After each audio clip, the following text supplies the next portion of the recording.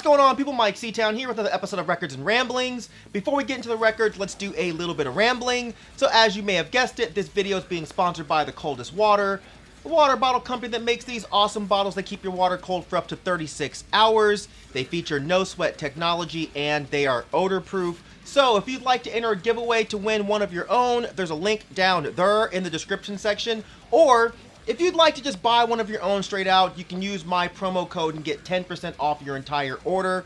The link and the code is also down there in the description section.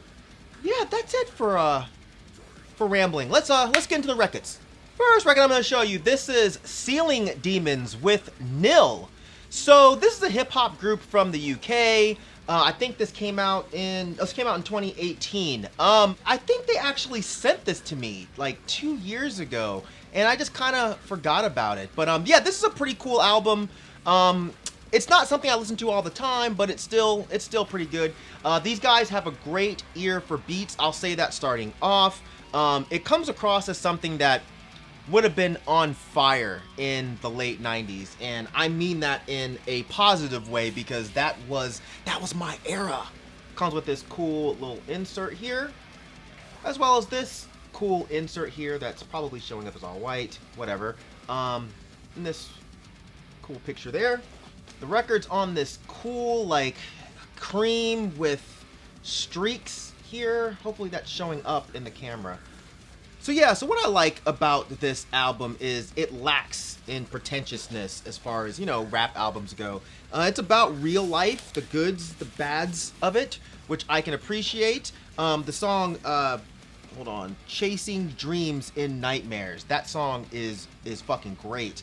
But it's the song March Forward that's probably my favorite song on the entire album. The horns, the spoken word, it's just really, really somber sounding. Yeah, I don't know who's who, but there's one guy that I actually like a bit more than the other guy. There's one dude that has a bit of a drawl, and I don't really look forward to his verses as much as I do the other guy. But, yeah, it's still a really good record, so make sure you check it out. And guys, if you're watching this and you did send this to me fucking 2 years ago, I apologize. My mind moves slow, my body moves slow. This is just a part of getting older. So, anyways, yeah. Next record I'm going to show you, this is Classics of Love. This is their self-titled album. So yeah, I got this because it features Jesse Michaels, who was also in Operation Ivy, who's one of my favorite punk bands of all time. And it's also got, the other three dudes are from a band called Hard Girls, another California punk band that I'm not really super familiar with. There's the back cover here. But this album is a lot of fun. It's fairly straightforward punk rock. At times you can kind of hear the Operation Ivy influence in there. There's a couple rocksteady sort of parts that slide in there, but they really work. But then at times you can hear some of the more maybe like rock influenced stuff that like Jawbreaker was doing, or even Fugazi, you know. But comes with this nice little insert here with lyrics. And the record's on this kind of like maroon marbly kind of thing, which is nice. But yeah, this is a fantastic record. I believe this is on Asian Man Records. Doesn't say on the back. I know I bought it from Asian Man Records, so you can still get copies of it. Do not buy the inflated copies that are on Discogs. You can get this for a very good price from Asian Man. Next record I'm going to show you, this is The Cure, Bloodflowers. And sorry about that glare, guys. I've been messing with these lights, trying to get these glares to go away, and it's a pain in the ass. But anyway, this is the only record that I bought for Record Store Day. And yeah, I already own this on CD, and I've been trying to stop buying things on vinyl that I already have on CD, but man, here we are. You know, this is one of my favorite albums of all time, so I couldn't pass this up. And I'm not even a huge fan of picture discs, but I still bought this. I'm not gonna pull out both picture discs, but you know, you get the idea here. But to be honest, this sounds great, and the layout for this is not bad. You know, it's got the lyrics and stuff inside, so it's not just a picture disc in a sleeve and, you know, here you go. So I'm cool with that. But yeah, this is one of the saddest albums that you will ever hear in your entire life, and I think it's just brilliant. Watching Me Fall, The birds always sing, maybe someday. Remember the last time I told you I loved you? It was raining hard and you never heard. You sneezed and I had to say it over. I said I love you, I said, and you didn't say a word. Robert Smith is just a fucking genius, man. God damn it. But side note, there's this account that I follow on Instagram called 17 Seconds. I absolutely love this account. Whoever's behind it is fucking hilarious, but they're not a huge fan of this album, and I just find it so funny. Like, the memes that they post about Bloodflowers are just fucking hilarious, and they did a rad Disintegration shirt last year that I bought. That's just fucking stellar. But anyways, I love this album. It's probably my second favorite after Disintegration. Sometimes I put Pornography in its place, but 9 times out of 10, Bloodflowers is there. So yeah, and god damn it, they need to hurry up with that new album because I'm really dying to hear that. Next record I'm going to show you, this is Death Void Terror to the Great Monolith 2. So yeah, this is something that I got from Repos when I ordered that Sun's Journey Through the Night album that I spoke about in my last video. They also sent me this in there as well, which was really nice of them. But I haven't seen anyone talk about this album, and it's actually really, really good. Great, suffocating, kind of occult sounding black metal. I feel like you put this on and you just immediately get sucked into it. Records on Black won't bother showing you that.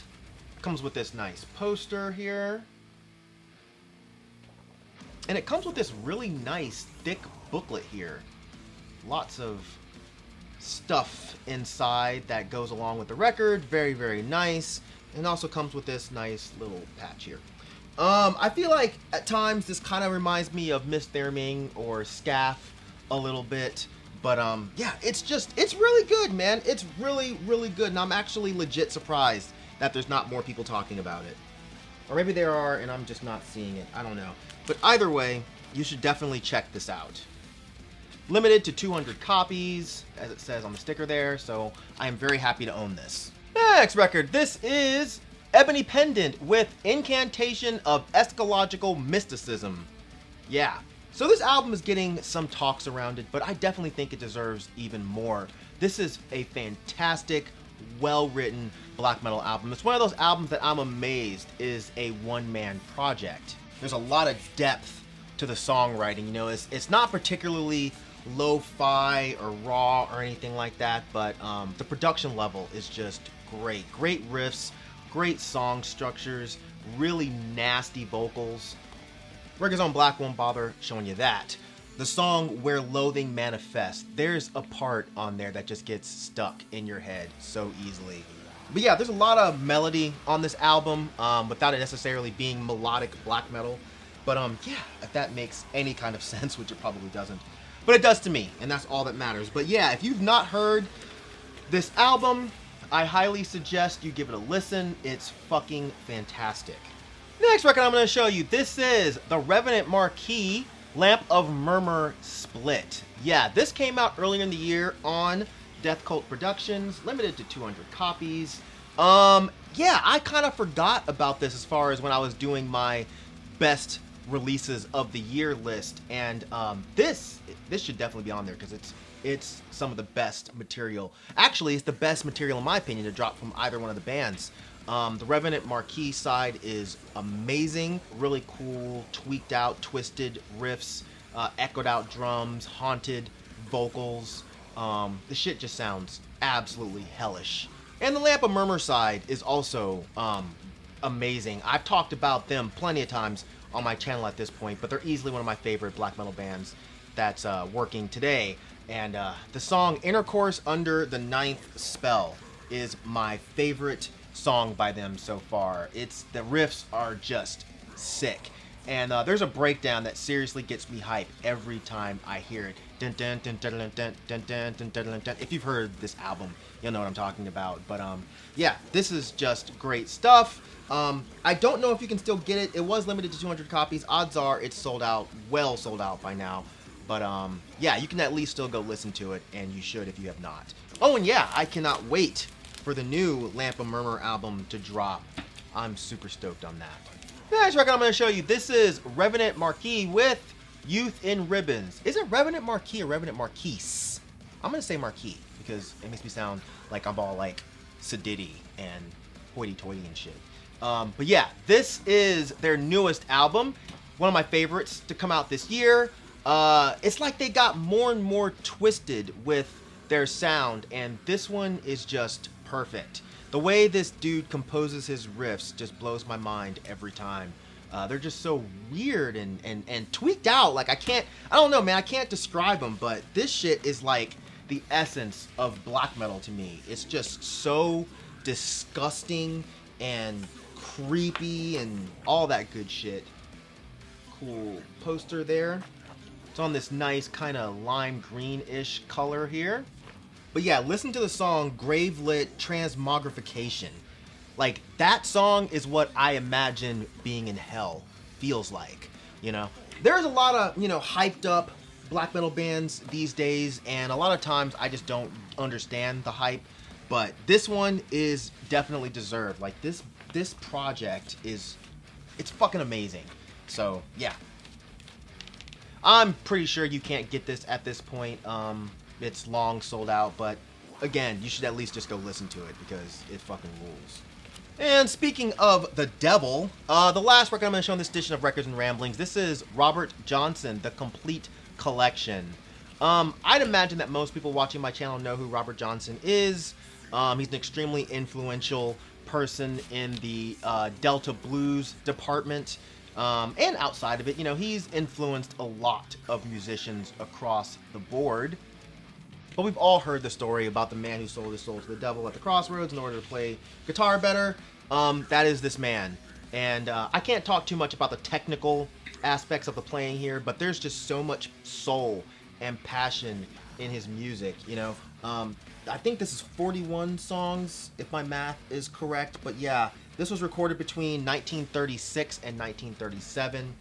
And this is just such a great record to put on when you're just hanging around the house, you know. One thing I've always loved about those old recordings is they truly sound like you're in the room. You know what I mean? Like you can feel yourself there, like someone is playing right in front of you. And it's a great feeling.